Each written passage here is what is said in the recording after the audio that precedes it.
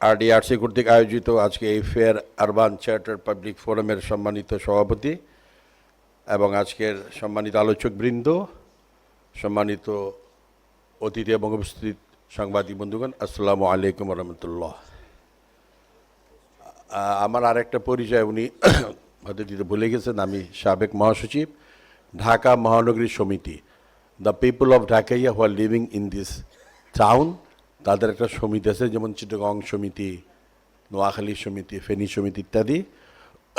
ওই রকম ঢাকার একটা আদি স্থায়ী বাসিন্দাদের সমিতি ঢাকা মহানগরী সমিতি, আমি সেটার সাবেক মহাসচিব, বর্তমান ইসি মেম্বার। তো আমি মূল আলোচনায় এখানে চলে যাই। আমার শরীরটা একটু খারাপ, সর্দি আছে, আপনারা কিছু কনসিডার করবেন আমাকে প্লিজ। বাংলাদেশের রাজধানী ঢাকা বিশ্বের শীর্ষ জনবহুল শহরগুলোর মধ্যে অন্যতম একটি। বাংলাদেশের ইতিহাস ঐতিহ্যের সঙ্গে জড়িত এই শহরের বাসিন্দাদের সংখ্যা প্রায় 2,02,00,000।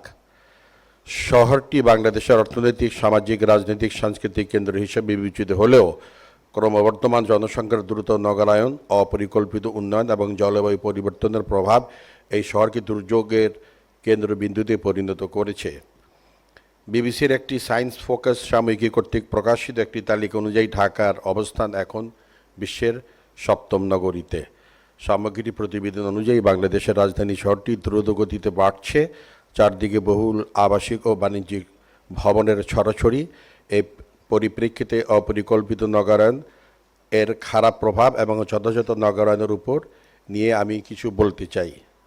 একটি সুন্দর শহর কিভাবে যে এটার অপমৃত্যু হলো। Now I am 64, I saw this all things in my own eyes. একদিকে অপরিকল্পিত নগরায়নের ফলে ঢাকার বাসিন্দাদের মধ্যে চরম বৈষম্যের প্রকট হচ্ছে, অন্যদিকে নগর ব্যবস্থাপনার সুশাসনের অভাবে বাসযোগ্যতার মাপকাঠিতে দিন দিন এর জৌলুস হারিয়ে পড়েছে এবং পিছিয়ে পড়ছে। ইমারত নির্মাণ বিধিমালা তোয়াক্কা না করে ঢাকা শহরকে 10 তলার উপর বাড়িয়েছে এরকম 1,818টি, এবং আরও দিন দিন এটা উঠছে, যেগুলো ভূমিকম্পদের ক্ষতিগ্রস্ত হওয়ার ঝুঁকি অত্যাধিক এবং অত্যন্ত বেশি। সম্প্রতি global earthquake disaster risk index বা বৈশ্বিক ভূমিকম্পন দুর্যোগ ঝুঁকির সূচনায় এবং এইটার পরিপ্রেক্ষিতে ঢাকা একটা ঝুঁকিপূর্ণ শহরের মধ্যে এটা পরিণত হয়েছে। আর এটা থেমে নেই। প্রতি বছর প্রায় 20,000 নতুন ভবন নির্মিত হচ্ছে, বিল্ডিং কোড মানা হচ্ছে না। আমি ফার্স্ট 1997-এ সিঙ্গাপুর গিয়েছিলাম, তো সেখানে আমাদের কিছু ব্যবসা ছিল। ওনাদেরকে জিজ্ঞেস করলাম যে ভাই, তোমরা যে এই শহরে এত উঁচু উঁচু হাইরাইজ বিল্ডিং, কী সিস্টেম এটা তৈরি হয়? ভদ্রলোক যিনি আমার সাপ্লায়ার ছিলেন উনি বলছেন যে আমাদের নিয়ম হলো যে যত উঁচু বিল্ডিং বানাবে সে তত বেশি জায়গা ছাড়বে। উনি উদাহরণ হিসেবে বলছিলেন, মনে করো একজনের, আমি আমার আঙ্গিকে বলছি, 20 কাঠার একটা জমিন, উনি যদি এখানে বিল্ডিং বানান 6 তালা, তাহলে ওনাকে 1/4 জায়গা ছাড়তে হবে। যদি তিনি 10 তালা বানান তাহলে তাকে আরেকটু বেশি জায়গা ছাড়তে হবে। যদি তিনি আরও বেশি বানান তাহলে কেবলমাত্র 1/4 জায়গায়, আই রিপিট অ্যাগেইন, কেবলমাত্র 1/4 জায়গায় তাকে বিল্ডিং তৈরি করতে দিতে হবে। চতুর্দিক থেকে তাকে জমি ছেড়ে দিতে হবে, অর্থাৎ তাকে নিজস্ব জমিতেই সবুজায়ন, ওপেন স্পেস রাখতে হবে, এবং এই কোড মারাত্মকভাবে মানা হয়। বিকেলবেলায় সেখানে গাড়ি পাওয়া যায় না, খুব কষ্ট আর কি গাড়ি পাওয়া। তা আমি ওনাকে বললাম যে অনেকক্ষণ দাঁড়িয়ে আছে, 10 মিনিট হয়ে গেছে, গাড়িকে কল দিলাম। আমাদের এখন যে উবার সিস্টেম সেটা অনেক আগে থেকে সেখানে চলতেছে, তো গাড়ি আসছে 10-12 মিনিট পর। আমি জিজ্ঞেস করলাম যে এত দেরি হলো কেন?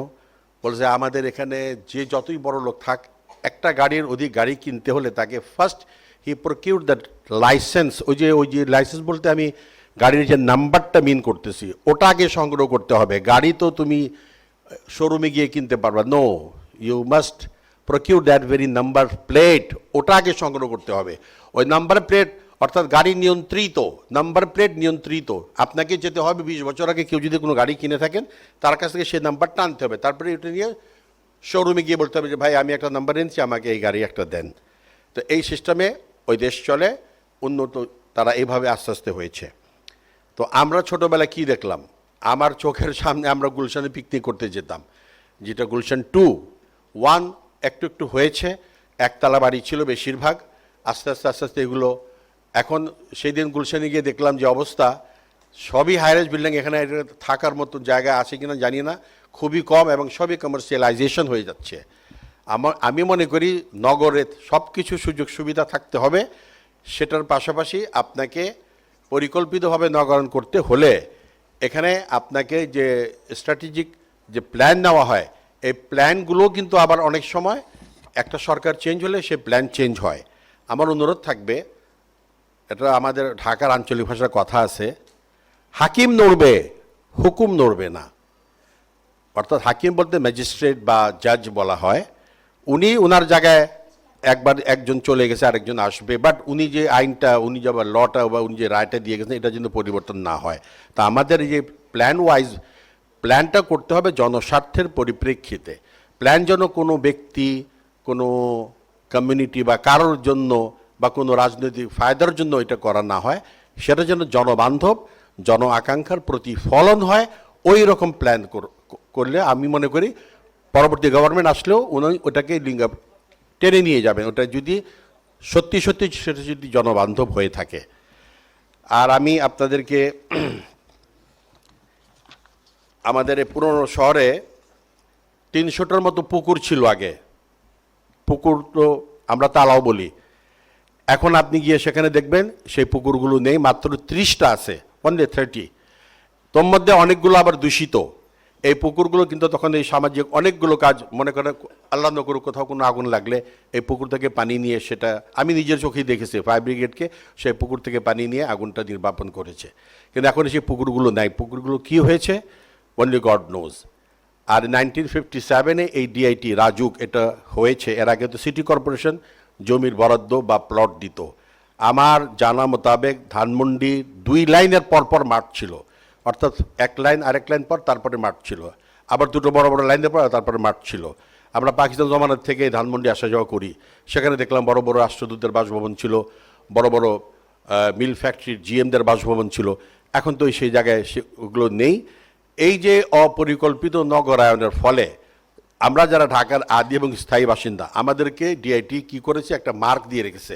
ঢাকায় যারা খণ্ড জমি আছে উনি ডিআইটির রাজুকের প্ল্যান অনুসারে সেখানে উনি করতে পারবেন না, আবেদন করতে পারবেন না। এটা আবার পূর্বাঞ্চলে রহিতকরণ করা হয়েছে। তো আমি আপনাদের যে কথাটা বলতে চাচ্ছি সেটা হলো এই যে সমতার ভিত্তিতে যদি আপনি সমাজ ব্যবস্থা তৈরি না করেন, তাহলে কিন্তু সেখানে একটা প্রতিবাদ, একটা রিভোল্ট হবে। আমরা পূর্ব পাকিস্তান পশ্চিম পাকিস্তান আলাদা কেন হলাম? ইকোনমিক ডিসপ্যারিটির জন্য। তো ওই ইকোনমিক ডিসপ্যারিটি তো এখনও আছে। তাহলে এখন কি বাঙালিদের বিরুদ্ধে যুদ্ধ করবে? এটা তো হতে পারে না। তাহলে আপনাকে আইন তৈরি করার সময়, বিধান তৈরি করার সময় সমস্ত জনগণের পক্ষ থেকে সেখানে আপনাকে খেয়াল রাখতে হবে এবং তাদের অধিকার যেন নষ্ট না হয় সে বিষয়টা আপনাদের নজরে রাখতে হবে। নতুন যে আপনারা আইন প্রণয়ন করতেছেন সেখানে এই বিষয়গুলো রাখবেন। কারোর প্রতি সামান্যতম জুলুম যেন না হয়, সবার জন্য সমতার ভিত্তিতে যেন ইকুয়ালিটি যেটাকে আমরা বলি সেই জিনিস যেন থাকে। Last but not the least, আমি একটা ট্রান্সপোর্টের বিষয় নিয়ে কথা বলে শেষ করবো আমার আলোচনা। আমাদের ঢাকায় মাল্টিমোডাল ট্রান্সপোর্ট সিস্টেম দরকার এবং গত 20 বছর আগে স্ট্র্যাটেজিক ট্রান্সপোর্ট প্ল্যান যে নেওয়া হয়েছিল সেটারও এক পর্যায়ে গিয়ে সেটা নেই।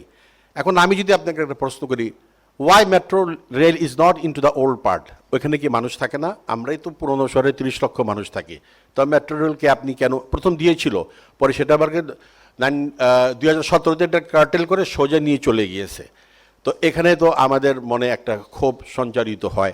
এখন আবার এই সরকার সিদ্ধান্ত নিয়েছে, তো একটা সিদ্ধান্ত নিলে সেটা বাস্তবায়ন করলে তো আপনি তো জানেনই, নতুন করে একটা জিনিস করতে গেলে আবার সেই নতুন বাজেট, আবার সেই নতুন টাইম কনজিউমিং, আবার সে নতুন করে সেটা করা, এটা তো অনেক দীর্ঘায়িত করে, প্রকল্পর ব্যয় বেড়ে যায়।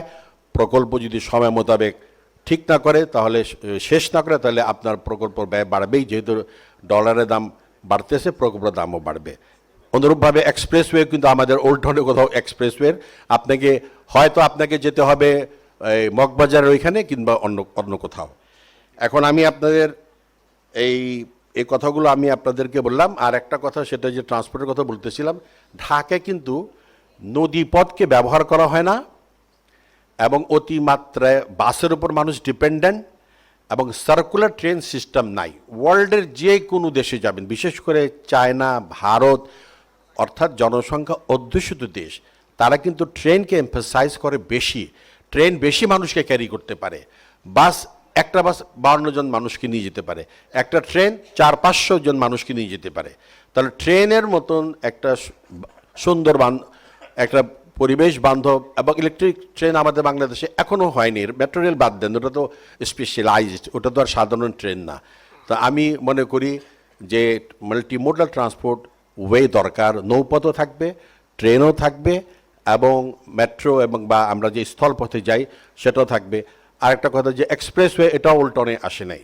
তো এই যে আজকের আলোচনা, এই যে ওনারা যে ন্যায্য নগর ইশতেহার, ন্যায্য মেনি কি? ন্যায্য মেনি হলো সঠিক অর্থে যে মানুষের অধিকার, ন্যায্যতার ভিত্তিতে আপনাকে ডেভেলপমেন্ট করতে হবে। আর ডেভেলপমেন্ট হলো শুধু শহর ভিত্তিক, ডেভেলপ হতে হবে গ্রাম ভিত্তিক। গ্রাম থেকে মানুষ শহরে কেন আসে? নিশ্চয়ই ভাগ্য উন্মেষণ আসে। তাদেরকে যদি সেখানে কিছু করতে দেওয়া হয় তাহলে তারা আর এই শহরমুখী হবে না, যদি সেখানে তারা সেই সুযোগ সুবিধা পান। তো এই ট্রান্সপোর্টের এই বিষয়টা আমি আপনাদের এখানে উল্লেখ করলাম। আর এই কয়েকটি কথা বলে আমি আজকে আপনাদের এখান থেকে আমার এই কয়েকটি কথা আপনাদের খেদমতে পেশ করলাম। আপনাদের সবাইকে ধন্যবাদ। Thank you very much for give me a patient sharing. আসসালামু আলাইকুম।